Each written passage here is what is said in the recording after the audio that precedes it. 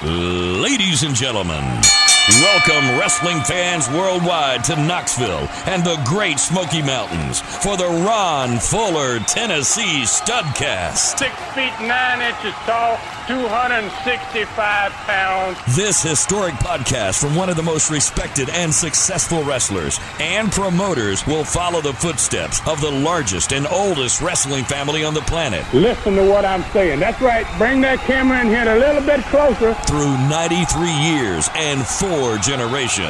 The stud has arrived. Old school or new fan, this unique broadcast will educate and captivate as Ron details decades of professional wrestling's growth with truly unforgettable stories. I want those people out there at home to hear the stud. Sit back and enjoy the ride with the Tennessee Stud. The Tennessee Stud. You will learn that name. You will remember it. And now, the stud is here. All right, here we go, Studcast fans. It's David Summers, and it's another Studcast with the Tennessee Stud, Ron Fuller. It's the story of wrestling in America as told by the Stud, whose family started the profession 100 years ago. Now we step back into the ring, back into time, into the Great Smoky Mountains. There ain't no hoss like the Tennessee Stud, Ron Fuller. There he is right there. What's going on, Ron? Hey, I'm doing great, Dave. How about you, man? Oh, doing good. It's hot. We're under a heat wave in this area. We've even got a heat advisory in effect for the next couple of days in the daytime hours. It's going to be so hot. So they're warning folks that are staying outdoors and working outdoors because it really could be dangerous. So, and yeah, man, it's yeah, we're getting it too.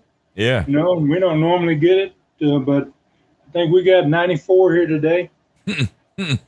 So 96 tomorrow, they say. Yeah. So yeah, it's just walking up the scale, man, in the wrong direction. Yeah, if I'm outside, I'm looking for one thing. That would be shade, basically. All right, so Listen, I got a photo yesterday. I got a text, and it looks like you guys continue to have a nuisance problem there at the Hacienda in the Great Smoky Mountains. Yeah, man, it's pretty cool, I guess, though, in a way. I mean, we have a creature that's very rare, and I guess he's not taking a liking to us. I guess we're not feeding him properly. Bigfoot? Whatever, you know, and so, yeah, and Bigfoot, yeah. I mean, he likes to tromp on the automobiles, man. Oh, so that last time he started at the back and walked all the way over the top and off the hood. Okay. All right, so did you name the bear Bigfoot? No, I haven't named him yet. But, I'd like to kick him in the rear end, man. How heavy? Any idea? idea? He crushed the roof or something, man. Is he heavy enough to? Happy with that? Is he heavy enough to dent the roof or dent the hood on the car? I haven't actually seen him, man. So I don't know exactly what size he is, but he's obviously a bear because of the footprints, the size of the prints. And there's a bunch of them around here, man. I was going to say, this year, man, they might have a good winter out there because there seems to be more bears than ever up here, they say, in this part of the country. Do you see them almost daily? I see them probably once a week. Wow. Bear. Wow. So, you know, it's there got to be a lot of them for as much country as there is out here if you see that many. Of course, you make me think back to your grandfather. How big ultimately was Ginger? Ginger was a black bear, and that's what you're seeing every day. Yeah, Ginger was a big one, man. She was up there around 600 pounds. Holy cow. Wow. Yeah, she was a bad girl, man. Yeah. Wow. I guess he fed her pretty good. Yeah, I hope so. Yeah, all right. She almost ate my dad's. Yeah, you got to be. She didn't get that whole meal. Yeah. Well, Ron, I'm going to ask you are you playing with the bear's babies or anything? You're not touching the bear's babies, are you? Oh no. You know, I'm a little brighter than that, man. Yeah. Okay. Yeah. You know, they get a little angry about that. They're very personal about them babies. Yeah. It seems to be. All right, I tell you what, Stud, it's interesting day to day, week to week to see what's happening around your home there in the Great Smoky Mountains. And listen, another great Studcast last week. I got to tell you, judging from the title for this one, you have me wondering again what is coming this week. You call this one Tennessee Fantastic Angle, Alabama Wrestle War. So when you name the southeastern Knoxville part of the Studcast something to do with a fantastic angle, that kind of gets my attention right away. It's probably going to be mind-blowing, in my opinion. Then you follow that with Wrestle War in southeastern Gulf Coast.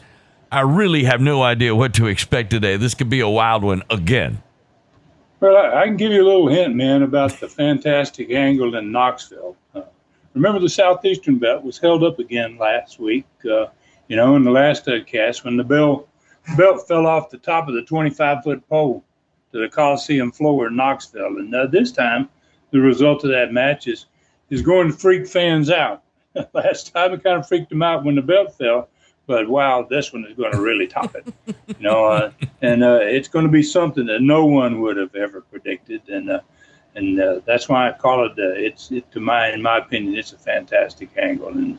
But that Knoxville card was far more than just a pole match. It had 3 main events in it. And then the southeastern Gulf Coast, the same night as the Knoxville card in the north, we were going to celebrate Dothan, Alabama, becoming the first city in the new territory down there in Gulf Coast to break 3,000 fans. And so me and Bob talked about it, and we created a name to describe the next event there. We decided to call it the Dothan Wrestle War. And for the first time ever, they were going to get 6 matches in this Wrestle War, including one of them a 12-man elimination match in the main event. The winner's going to get $10,000. Wow. So you and your brother as bookers were taking things up another notch. It looks like things were beginning to get really hot as the summer of 1978 arrived. And I also recall last Studcast you broke the all-time Southeastern attendance record for a single night, as I recall, when you had almost 9,000 fans on June 2nd, 1978. 5,600 in Knoxville, Tennessee, and just over 3,000 in Dothan, Alabama. You also set a new record for attendance in both territories combined on the last Studcast. So I guess you were beginning to feel a little bit more confident about your purchase of Gulf Coast Wrestling and this big move to the South.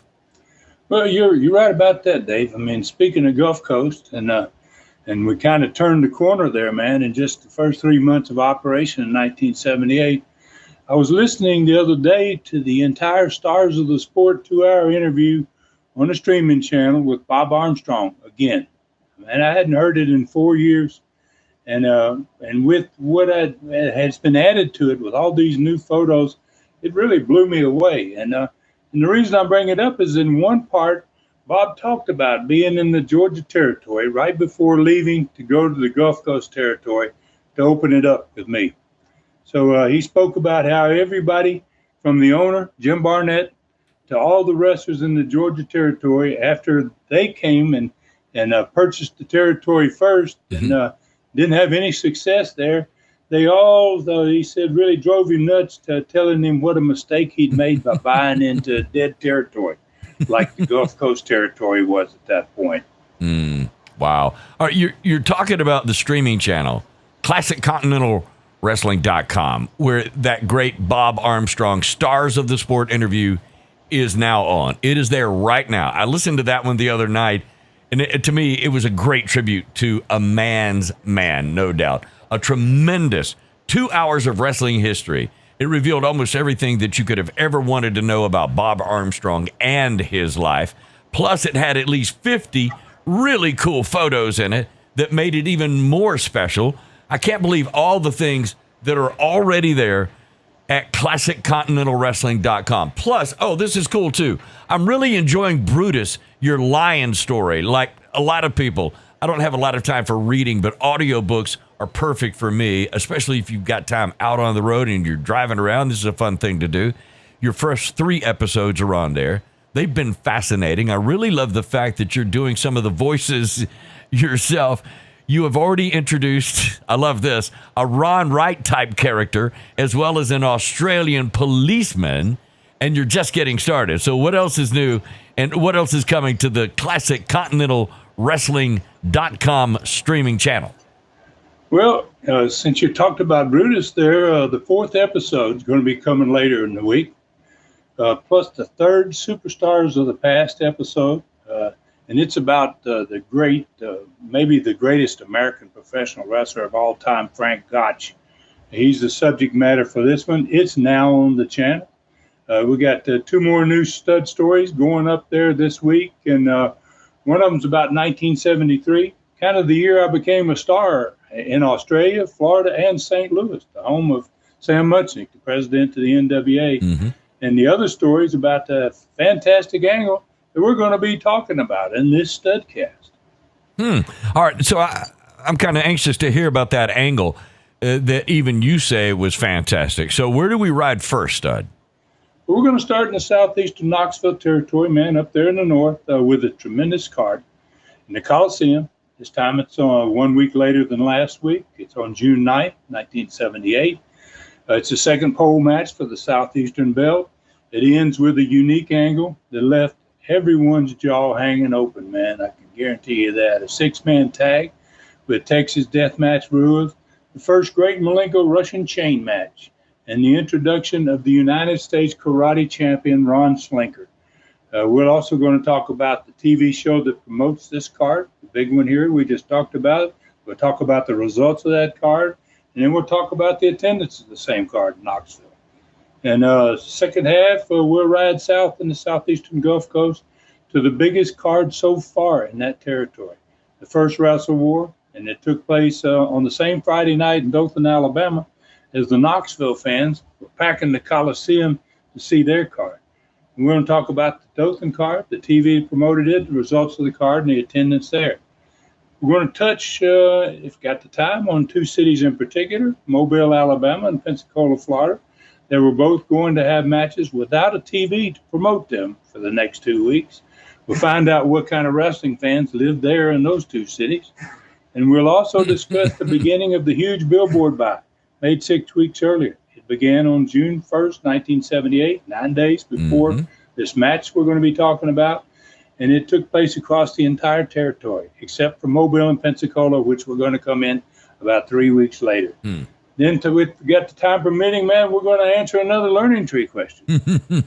All right. It definitely sounds like another loaded Studcast again.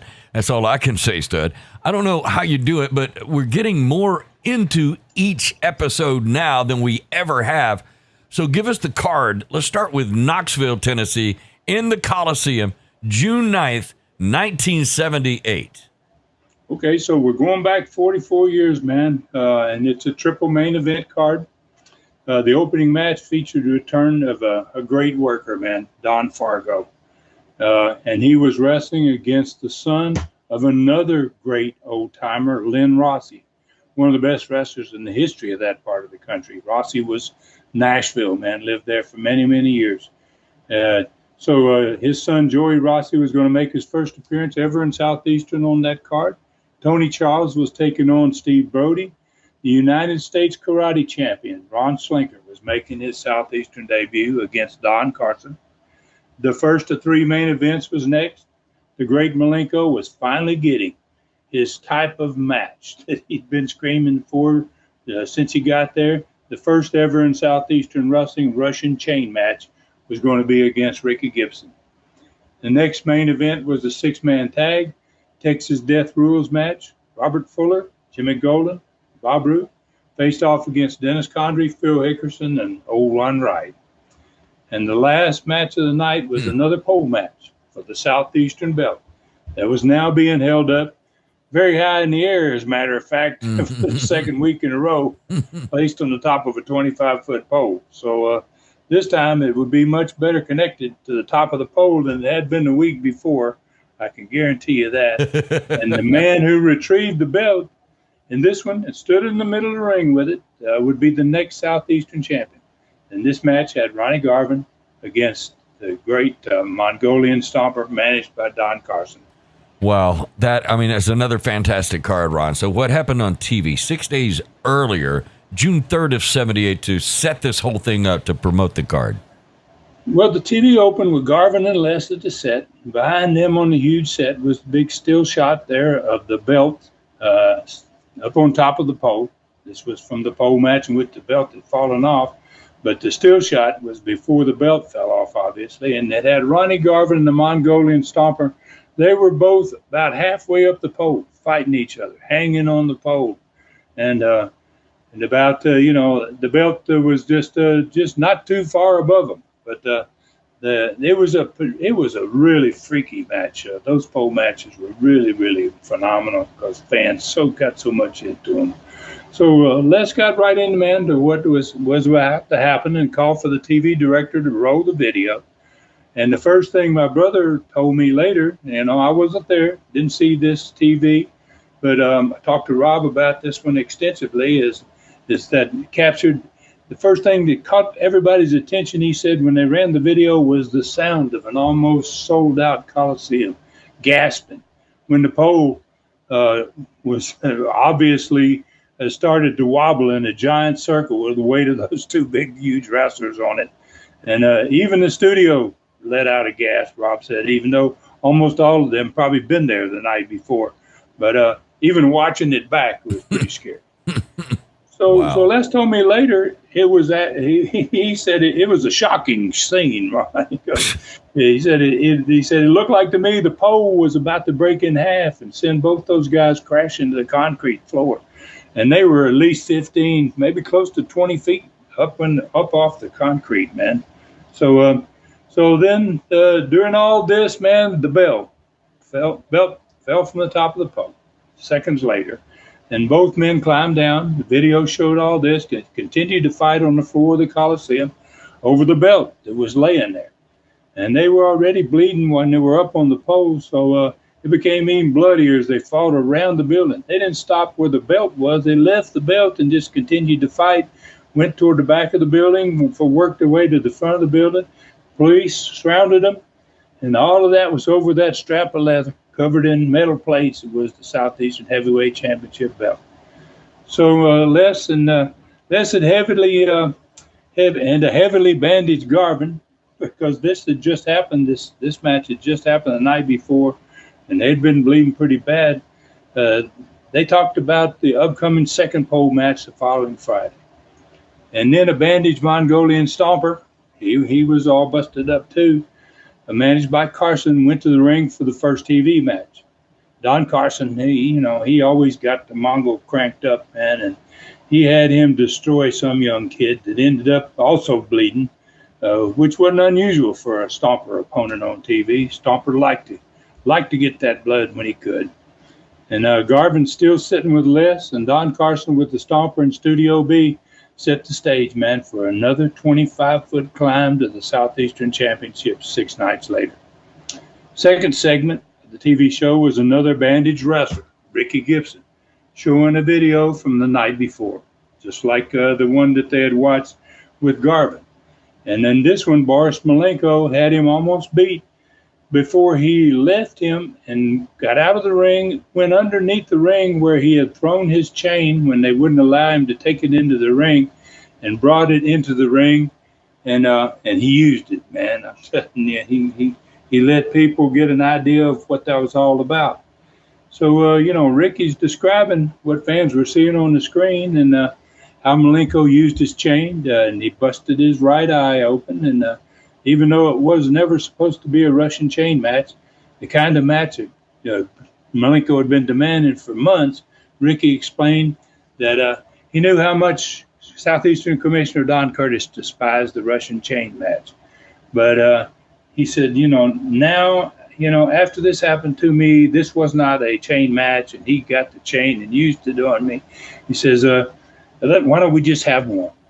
So basically, he's not backing away, man. And Ricky Gibson was a tough son of a gun, So, and then he's told Les, he said, I've spoken to Don Carson. Don Curtis. Big difference between Carson and Curtis. Okay. I tell you that, But Ricky said, he talked to Don Curtis himself earlier in the week, and he told him, I want it. I want that match. Book it. So the great Malenko was in the next TV match. He brought his chain to the ring, but he happened to be required. He happened to have the same referee that had handled his match the night before, and that referee said, "You take the chain back to the dressing room before we even start this match. So Malenko walked his chain back, disappeared back out of the studio, and he came back without his chain. So then, Malenko made his mark anyway. It didn't make any difference. He didn't need the chain to make his statement. And he ended the match he was in by stomping his opponent unmercifully. He did that old deal that he had done many, many times since he'd been there. He stomped that guy from head to toe, all the way around his entire body. Every inch of his body, it seemed like. Wow. Before he finally covered him. That's terrible way to lose, and a terrible way to have your body just tromped. And it was like, So then Malenko joined Les at the set, and Ricky Gibson interviewed from Studio B, and they talked about this historical first ever Russian chain match in the Coliseum 6 nights later. Southeastern Commissioner Don Curtis had sent a video for this show. He had gone over to Tampa. He lives in Jacksonville, and he had ridden over to Tampa, and he recorded this video 5 days earlier than the TV show at the Tampa Sport Auditorium, where the Florida Territory office was located, and where they make their weekly TV shows, Gordon Soley's home. And he asked it to be played on the personality profile by Les that day. And in the video, Curtis explained again his disdain for the great Malenko's Russian chain match. He explained that Malenko had badly injured so many opponents in his home state of Florida that Curtis had done everything possible to bar it from Southeastern wrestling.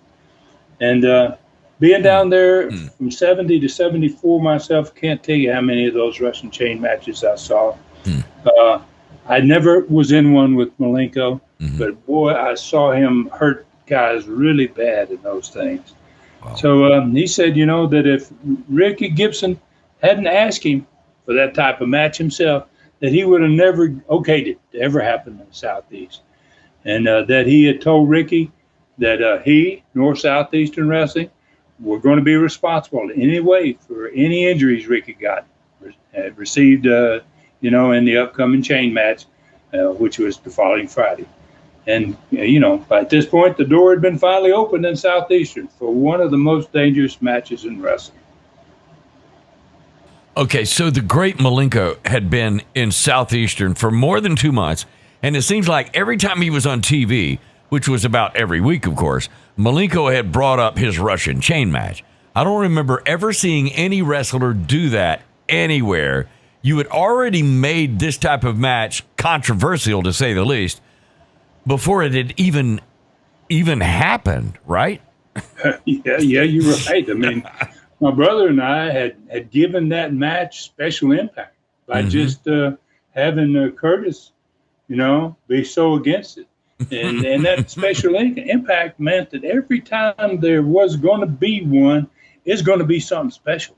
It was going to be, fans were going to watch it with a different perspective than a normal match. Yeah, I mean, making a big deal out of it, and it had never been done or never been seen. That's pretty cool. All right, so who was in the third TV match that day? Well, it was a new star that had a lot of credibility when he got to Southeastern. He had just won the United States Karate Championship before he wrestled in Southeastern. He'd been waiting a while to get into Southeastern, and he had been working on karate, and he was a pretty decent wrestler too. But he had just got the okay to come to Southeastern. And according to Rob, he said he could also do some pretty good wrestling moves as well. So this guy's name was Ron Slinker, and he wrestled against Tony Peters. And Tony Peters was a huge guy, man, that outweighed him by at least 50, 75 pounds. So Peters was a big man, and he was a pretty nasty heel. He tried to bully his opponent, especially if he was much heavier than his opponent was. So Ron Slinker wasn't the type of guy that was going to take a lot of that, and Slinker was in great shape. And Peters, at over 300 pounds, was no match for Slinker's speed and agility. Slinker was really fast, tremendous with his hands. And Robert said he was very impressed by Slinker. I hadn't seen Slinker wrestle at this point, and he said so was the studio crowd. with the way that the karate expert and finished off Tony Peters. He said he ended the match with a really nasty-looking karate chop that left the big 300-pound Peters laying. They had to carry him out of the ring. Rob said it took 4 guys to get him out of the ring when it was over. So Slinger made a pretty good impression, and he joined Les at the set with Don Carson, who was his opponent, for the next Friday night in Studio B. And obviously Carson, he had to brag about how he was going to make Ron Slinker's debut in Southeastern, the shortest run in Southeastern history, that karate guys could not survive against great wrestlers. And he's going to prove it next Friday night. Sounds like Carson. So then the last TV match was the 6-man tag. It was Robert Fuller, Jimmy Golden, and Bob Roop. And they took care of 3 masked men who were brought to the ring by Ron Wright. And he called them. He made his stop when he came out of the dressing room with them, 3 masked guys. He leaned over to Les and he says, "These are my boys, the Havoc Incorporated."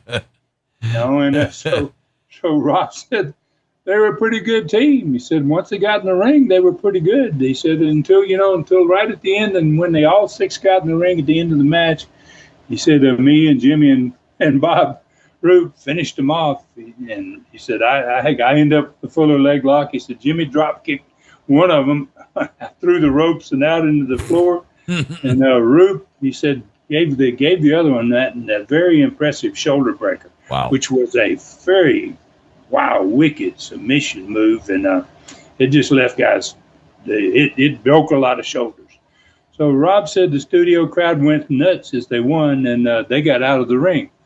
And he said, so did Ron Wright go nuts. He said, he'd been at ringside the entire match and, cheering his team on. And then he said he motioned for his real team, Condrey and Hickerson, who was standing in the back, to come join him in the ring. And so him and Condrey and Hickerson got in the ring, and they began to pulverize the Havoc Incorporated team again, man. He said they put the boots to him and pulled their mask off of them. And he said the crowd loved that almost as much as the match.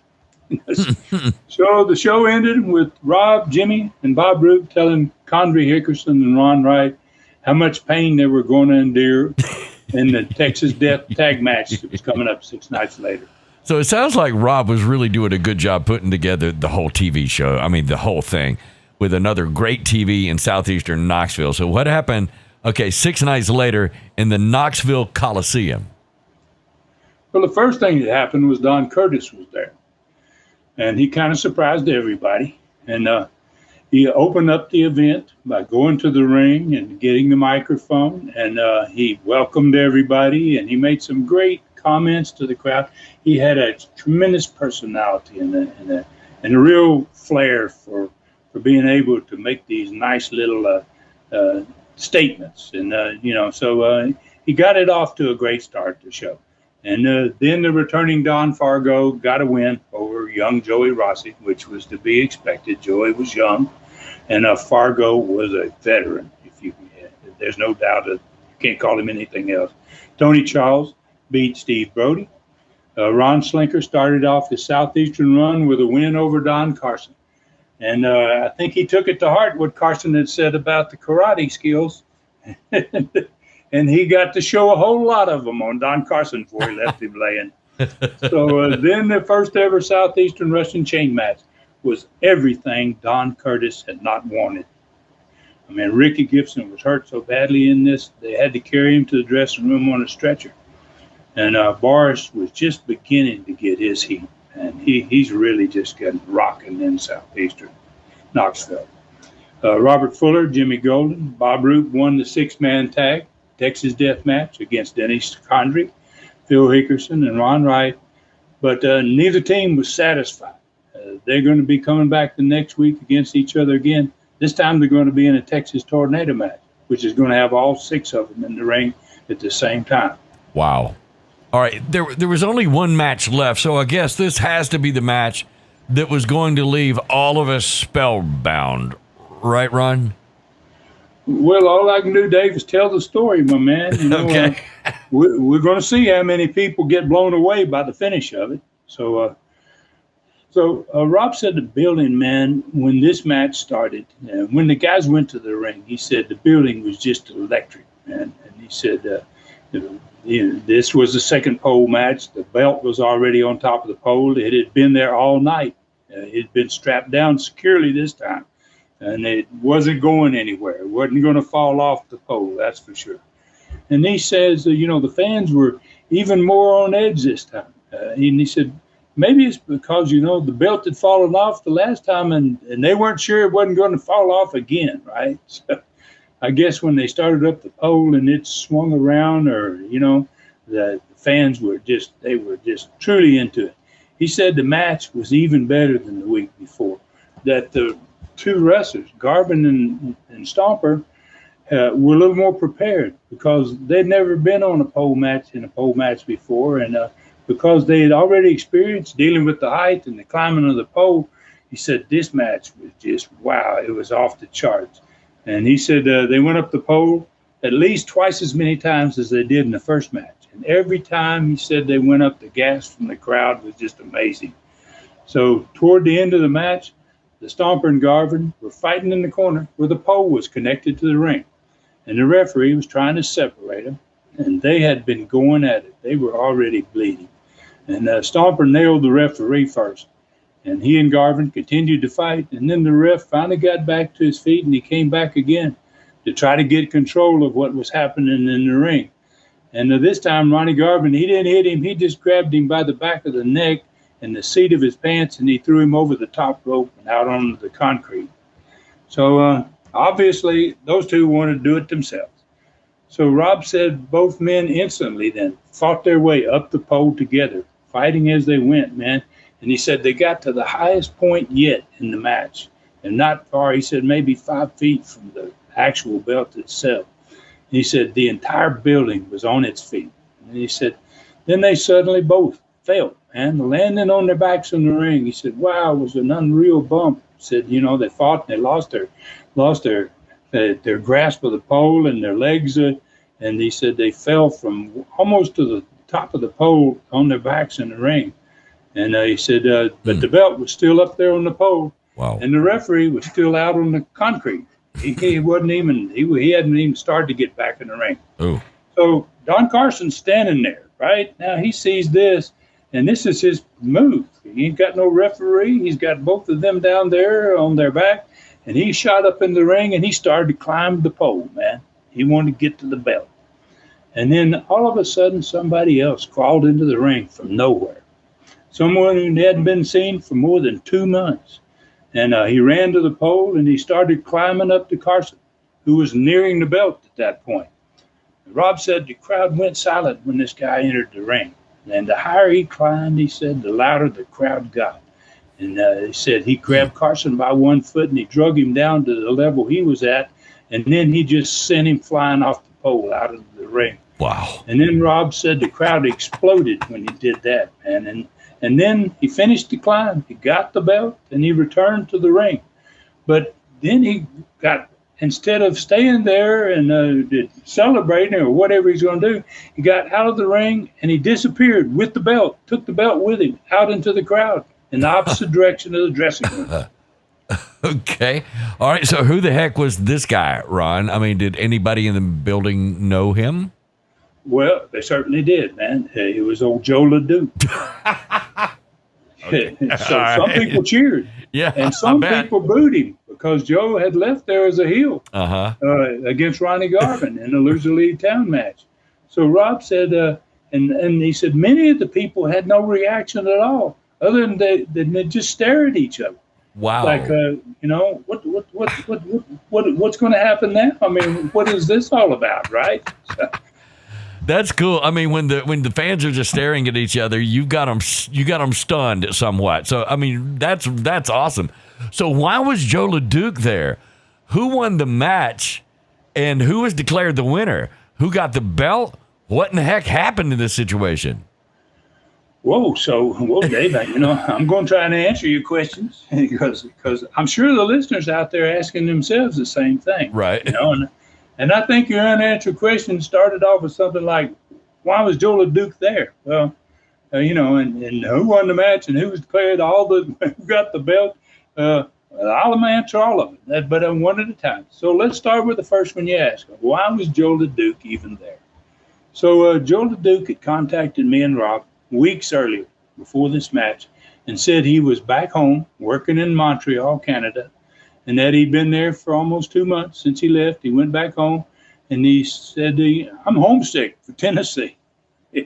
And Joe LeDuc loved it in Tennessee, man. And so he said, I went and asked the Montreal owners if I could have 3 weeks off to go on a little vacation. He said, since I hadn't had one in 10 years, he said, they felt sorry for me and they told me it was okay. So he asked us, he said, guys, I'd love to come back for just 3 weeks, for just those weeks. And if you could use me, if you'd do that for me. So how do you tell a guy like Joe LeDuc, man, that you don't want to book him, man? I mean, he almost broke his neck for us in the crazy blockbusting angle the year before. Yeah. And he was one of literally the greatest people and wrestlers in the world. So that kind of explains why he was there. We wanted to have him back. So, and I think your next question was, who won the match and was declared the winner? Well, neither Ronnie Garvin, the Stomper, or the referee ever saw Joe LeDuc in the end of this match. Garvin and the Stomper had fallen from almost the top of the pole, and the referee was outside on the floor. So they're all three down, and when LeDuc arrived at the ring, he went straight up the pole, got the belt straight down the pole, and left the ring. Carson was the only one that knew what had happened. So after both Garvin and the Stomper fell off the pole and finally regained their feet, they started to fight again. They didn't realize that somebody had been there in the belt. So the referee returned to the ring about the same time. And then Carson reached in and grabbed Stomper by the leg and drug him out on the floor, and he pointed up to the top of the pole where the belt wasn't there no more. Right? It's like, whoa. It's like, so the referee, he had the same reaction. He looked up there and he went to the timekeeper and like, what happened? Where's the belt? And then Garvin stood in the middle of the ring. He just stood there dumbfounded, looking up at the empty pole. The crowd was still going crazy, man, about what they'd just seen. They were like, wow, what is happening here? This is unreal. And everybody was still standing, Rob said, in the building. So Garvin left the ring. He went to the dressing room, and so did Carson and the Stomper. I mean, what's the point of fighting any further? You got no belt, right? So Don Curtis came to the ring. And for the second time that night, he came to start the show, and he comes on the end, and he took the microphone. He didn't apologize. He didn't have any reason to apologize. I mean, fans had just seen one of the hardest fought matches in history, and that had an absolutely shocking ending to it. So he told fans that the match was going to be declared a no contest, and there was no winner, and the Southeastern Heavyweight Championship belt was going to be held up again. Wow. And, and then he told everybody he was going to have to figure out what was happening here. What's going on here, And for them to please watch the TV show tomorrow, that he was staying over, he was going to be on the show, and that he would try to give them some answers tomorrow. Wow. Watch the show. And they thanked him for coming, and he left the ring. So I bet there were a lot of fans at the match the night before sitting in front of their TV sets the next day when wrestling came on. So how did the fans still there, how did they take the news? Well, they just, I guess they took it well. They had just witnessed one of the greatest matches ever that ended in one of the best angles in the history of the sport. So Rob said it didn't seem like they wanted to leave. He said they just stayed. When Curtis left the ring, he said half the crowd was still there, and they weren't angry or upset about what happened. They were all talking to each other on the way out of the building, like, "Wow, what in the heck, man?" It kind of got them, man. All right, so what about my last question? Who got the belt? Well, obviously, Joe LeDuc got the belt. All right. I mean, the big question was why, and what was he going to do with it? One more question, Ron. What was the attendance for this incredible, crazy night? Well, it was almost a complete sellout, man. I think it was the biggest house in the Coliseum, short of being a world championship event. Wow. 5,800. Wow. All right, you were exactly right when you said this was going to be a jaw-dropping angle. So this has been a positively dynamite first half of this particular studcast. I can't wait to hear about the Southeastern Gulf Coast Wrestle War. I got a feeling that's coming up. Let's take a break right here. Let's do that now. What a first half. Hey, stay with us, Studcast fans. We'll be back right after this, and this Studcast will continue in a moment. There is so much old school, tremendous wrestling content on the ClassicContinentalWrestling.com streaming channel right now. Almost everything there is a product of Ron Fuller Welch. From the 2-hour Stars of the Sports shows, to his new Superstars of the Past series, to his stud stories. It's all old school and very cool. You can't find more great old school content anywhere on the planet. His Continental TV shows, USA TV shows, Southeastern TV shows, and classic Gulf Coast matches from the 1960s and 70s are all there. Get on board now for only $4.99 monthly or $39.99 annually. And for a limited time only, get the free 1-week trial. Saddle up for history with the Stud. All right, fans, welcome back in once again. What a Studcast we're in the middle of, Ron. So how do you go from here? Where do we ride to now? Well, let's get into what's going on down south, man, in the old Gulf Coast territory. They also had a big card on the same night as the Knoxville event we just talked about. And we, as a way to celebrate the first 3,000 fan crowd from the week before, we had the first Gulf Coast Wrestle War in Dothan, Alabama. So in this Wrestle War, first match, Greg Peterson met Eddie Sullivan. Charlie Cook took on Eddie Mansfield. Mike Stallings wrestled David Schultz. Then had a Gulf Coast tag title match with the champions, the Assassins, managed by Billy Spears, against Rip Tyler and Robert Gibson. And this match was going to have a little more riding on it than usual. And we'll explain that in the upcoming TV. So I was wrestling against Bob Armstrong, not in a title match, but in a no DQ match that had to be won by submission or a sleeper hold. Now, I had the submission part of it covered with the Fuller leg lock, and obviously Bob is going to have to beat me with his sleeper. So for the first time ever on this card, Southeastern Gulf Coast had 6 matches on it, and the last one of those matches was going to be one of these great, tremendous elimination matches. This one was going to be a 12-man elimination match, and the winner was going to get $10,000. Wow.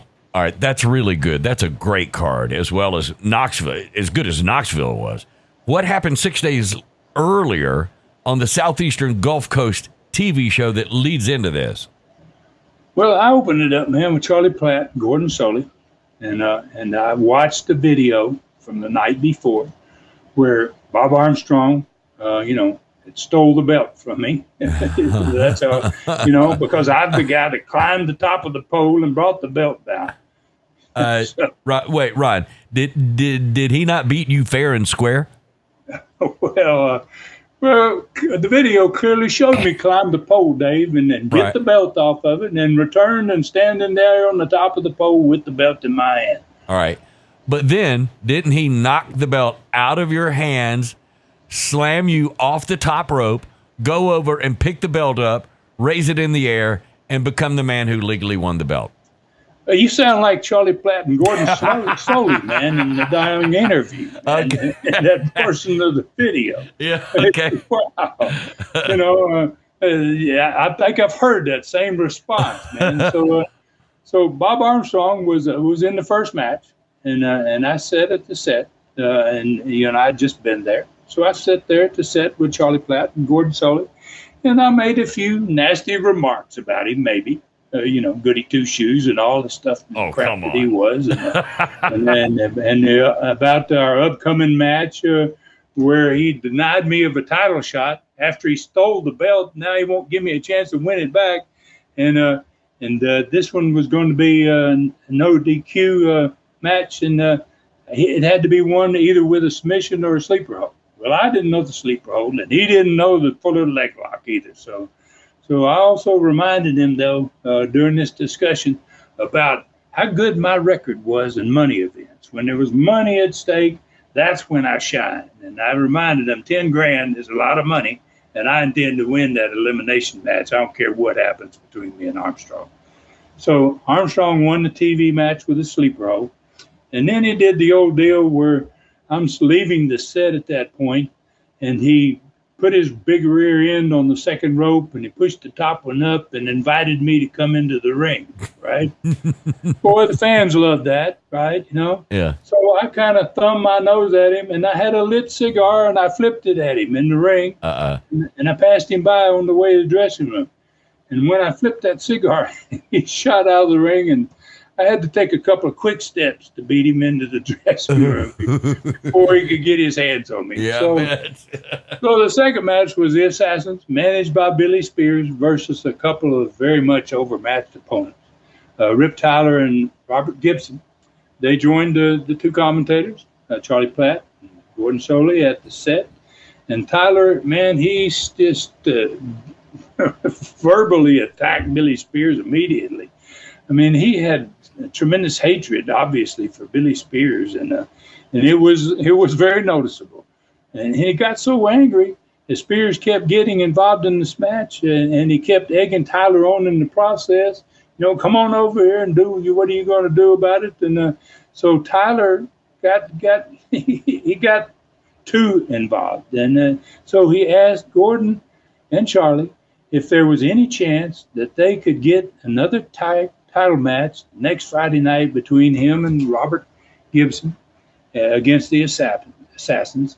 And he said, and if you can, he said, I've been willing to commit to leaving the Gulf Coast if me and Robert can't beat him. And if Spears, and if we can beat him, we get the belts, and I'd like to see Spears leave the Gulf Coast. So Robert Gibson got upset with the challenge, you know, and he was like, whoa, wait, you know, he didn't want to lose his partner under any circumstances. Right. So, but Tyler, he was dead set on it. He wouldn't retract the challenge. They gave him, the commentators, a couple of opportunities. You sure you want to do this? Yeah, I want to, man. And so he wouldn't retract the challenge, and the Assassins kept their winning streak alive with another TV win. And Charlie and Gordon said they would pass along the challenge and see what happened. So Bob Armstrong joined Charlie Platt and Gordon Soley for the personality profile about the upcoming $10,000 elimination match. They opened up first, though, by congratulating Bob for regaining the Gulf Coast title belt, which he had with him from the recent pole match the night before. And then they spent the balance of the time explaining how an elimination match worked. And this was going to have 12 wrestlers, and that they would be surround the ring. And as a man was defeated, he left the ring, and whoever had beaten him picked his next opponent. And the match went on until there was one man that had remained undefeated. The last guy that didn't get beat got the money. So David Schultz was back on TV again several weeks after the watermelon incident with Charlie Cook. You know, and he was a lot different dude at this point. He had been spoken to about it several times, and he was very hard on TV job boys, guys that wrestled, that came in and you know, put people over. And boy, David Schultz, he made those guys miserable, man. And we're back in the Hills dressing room, man. We had a monitor, and I remember watching this match. And with Eddie Mansfield, Eddie Sullivan was standing there, the Assassins, we're all there watching him. And we're all just cringing, man, with every stomp and every punch. It's like, whoa, God, you know. But, wow, Schultz was dedicated, man. He was going to be a star, and he already had great heat. And for a guy who had been in the business less than 2 years, he was well on his way to stardom. So after his win, he and Eddie Mansfield talked about their upcoming single matches against Mike Stallings and Charlie Cook, and then they focused on that $10,000 prize just days away. The last TV match was a tag. Rip Tyler and Robert Gibson against two unknown opponents, don't remember their names. And Billy Spears came to the set by himself as soon as the match got started. And he was telling Charlie and Gordon that he had heard about the challenge Tyler had made to him earlier in the show. And he let everybody then know how he felt about Rip Tyler. He had a few choice words for Tyler, but he didn't commit to the match Tyler had proposed. They asked him, are you willing to do this? And well, he's undid his destiny. He kind of avoided it. So, but he was prepared, man, to send his assassin team into the ring at the perfect time. He went there to the set to take everybody's attention away from him, and then he was there to cause some damage to Gibson and Tyler's team that day. So in the middle of the sentence there, he was talking to them, and he knew his team was back there, could hear what he said on the monitor. They had that monitor there in the dressing room, that he picked a spot, and he said, "Go!" and I don't think anybody else that listened to the TV understood what it was, but all of a sudden, man, wow, those two boys in black, man, they came exploding out of that dressing room door, and they charged the ring. They got Tyler and Gibson down, and then Spears left the set to go and join him, man, in the ring. And when he got there, his team had already shot Robert Gibson out on the floor, and both the assassins were holding Tyler so that Spears could do what he wanted to it. So Spears, rather than going ahead and taking the shot when it was really easy, he bandied around like, "Oh, yeah, I'm gonna do." He talking, and he was mouthing things off, and then when he threw the punch, Tyler ducked.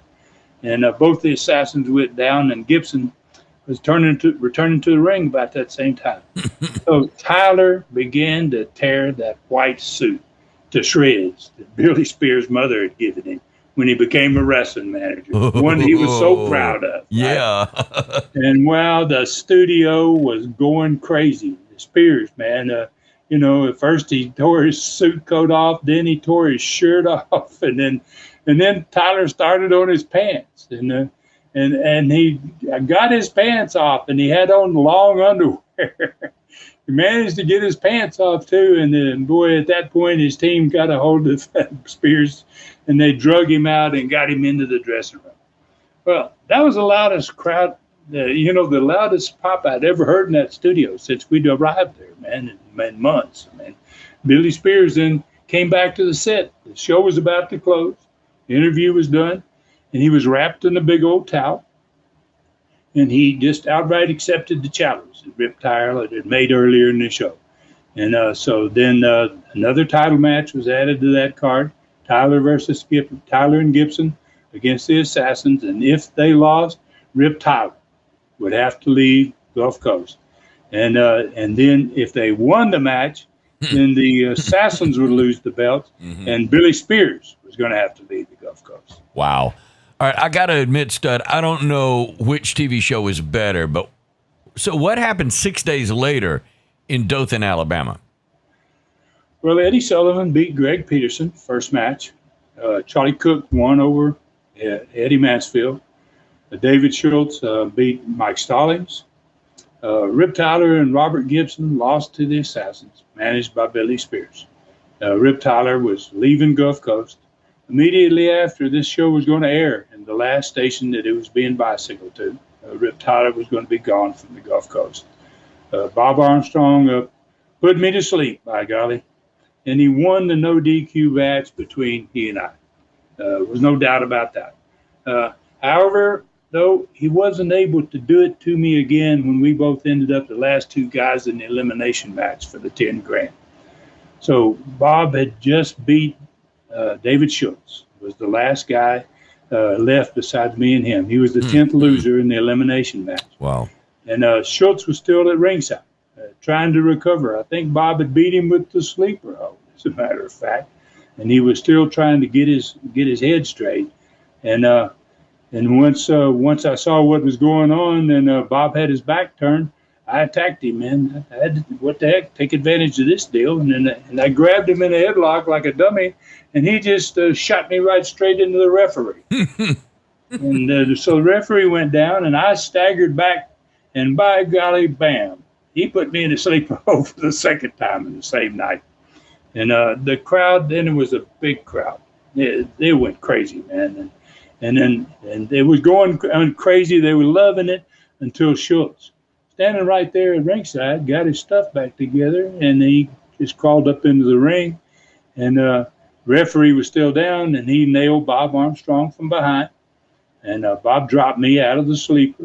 And then Bob went flat on his face. Schultz snatched him up, pile drived him, put me on top of him, and stepped outside the ring. But he couldn't go anywhere because the crowd was coming to the ring to get us. So the ref counted Bob out, raised my hand, and as I slowly realized, looking around all four sides of the ring, the fight of the night was still ahead of me and Schultz. So the announcer handed me the check. Thank goodness it wasn't cash, because if I couldn't have kept the cash and fought my way to the dressing room. So Schultz and I stood in the middle of the ring. There was no way to get out. They were 10 deep all the way around all four sides of the ring. Knives out, some knives out. They're ready, you know. God. And so we stood in the middle of the ring, and we're looking back at the back of the building for the cavalry, man. You know, because just as all of us heels, man, had been talking, we'd having so many of these riots. We talked about it many times. Yeah. That the entire heel crew had to wait every night to see if the last match was going to have trouble getting back to the dressing room. Yeah. So it was just like a Western movie, Dave, where the cavalry came to the rescue, man. Wow. Here came all these wrestlers from the dressing room and the policemen fighting their way to the ring. It was beautiful. And so Schultz and I stayed there until they got there. And then we got out with them, and we fought our way all the way back to the dressing room. Wow. And none of us got hurt, but there were a lot of bodies laying in the path that we made getting back to the dressing room. I can tell you that. I bet a lot of listeners, I bet a lot of Studcast fans, even wrestling fans, have never seen anything like that, Ron.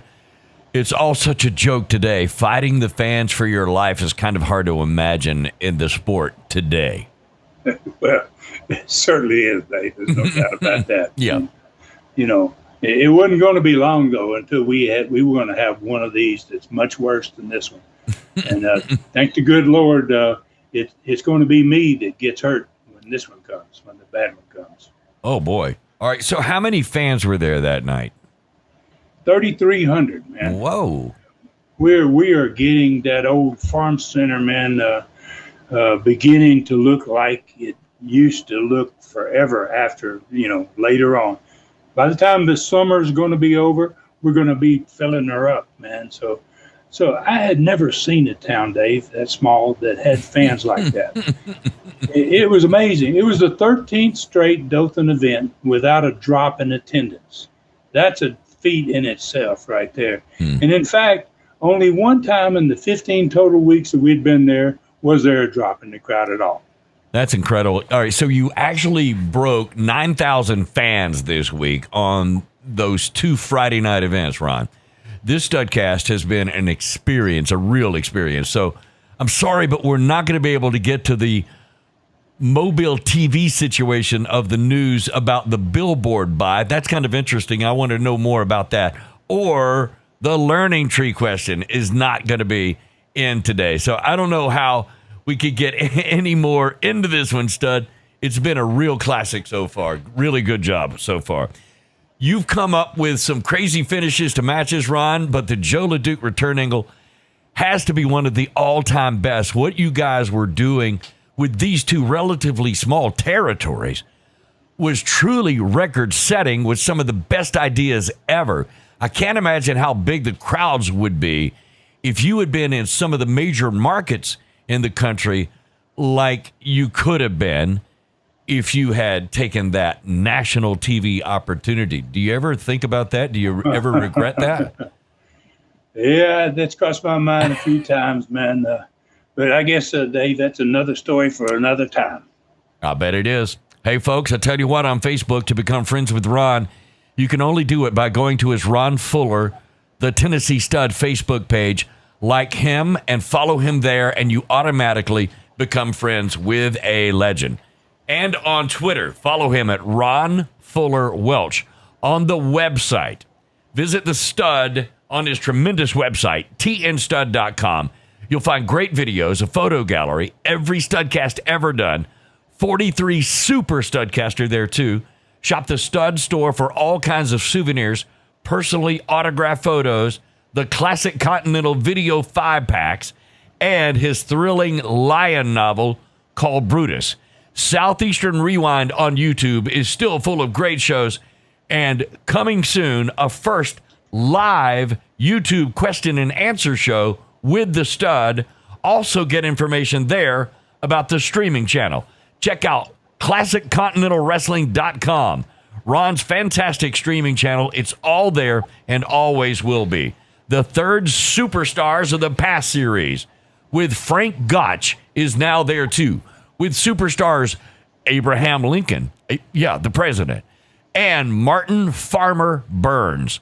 April 1986 Continental TV shows are now there too. 23 USA TV shows, 2 new Stud stories, and now 4 stars of the sport with Andre the Giant, Mankind Mick Foley, legendary Ron Wright, and Bob the Bullet Armstrong, with hundreds of new photos added. 3 documentaries: Wildcat Wendell Cooley, world premiere of Tony Anthony's Dirty White Boy, plus a tremendous 2-hour special of Mongolian Stomper matches, and 3 Brutus readings, with another chapter coming this week by the end of the week. Well over 110 hours of old school wrestling entertainment now, and it's only the beginning. Subscribe now at ClassicContinentalWrestling.com. ClassicContinentalWrestling.com. Only $4.99 per month, $39.99 per year. It is fast becoming the best old school streaming site on the planet. Don't miss this special offer right now. For a limited time, get a free 1-week trial on ClassicContinentalWrestling.com. All right, so where are we riding next, Studcast? On the next Studcast, Ron. Well, we're going to dive, man, back into that crazy Joe LeDuc return angle. And we're going to find out why and what, man, his diabolical plan is for Southeastern. He's basically in control of the belt at this point. And so I think fans are going to find the next one very, very interesting about how this all plays out with Joe LeDuc. And we're going to get to another great card in Knoxville. We'll discuss the TV, the results of the Knoxville card. We'll talk about the attendance again. And then we're going to get a Mobile, Alabama card on the next one. And we're going to get taking a look at that TV situation, the billboard buy that we couldn't get today. We couldn't get to it. I'm sorry we couldn't. And I'm also sorry we weren't able to get to the learning question. But we'll do our best to get there next week. And I want to thank everybody, as always, for listening again. And hope you all enjoyed the Studcast. Hope you come back next week for another one. And please take good care of yourselves and others. May God bless us all. For Ron Fuller in the Great Smoky Mountains, I'm David Summers saying thank you for listening. Find me at davidsummersproductions@gmail.com.